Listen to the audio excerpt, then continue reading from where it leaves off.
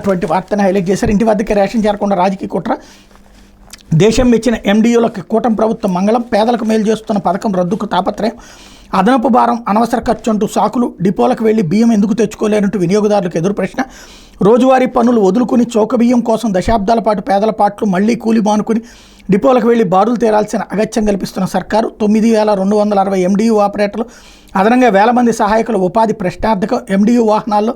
అక్రమంగా రేషన్ తరలిస్తున్నారంటూ ప్రభుత్వ పెద్దల అభాండాలు అన్నటువంటి వార్తని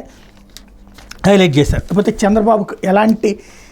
విలువలు లేవు, న్యాయం ధర్మం పాటించని వ్యక్తి, అందుకే మెజార్టీ లేకున్నా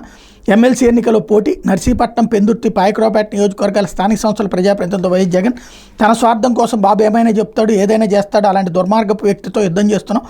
మోసపూరిత హామీలతో అధికారంలోకి వచ్చారు, మనం చేయగలిగిందే చెప్పాం, చేసి చూపించాం, మన బలం ఎప్పుడు విలువలు విశ్లేషిస్తే బొత్సను గెలిపించి మన పార్టీ ప్రతిష్టను మరింత పెంచుకునేందుకు సహకరించండి అంటూ నేను ఇచ్చినటువంటి పిలుపుని హైలైట్ చేస్తారు. లేకపోతే జేపీసీకి వక్ఫ్ సవరణ బిల్లు లోక్సభలో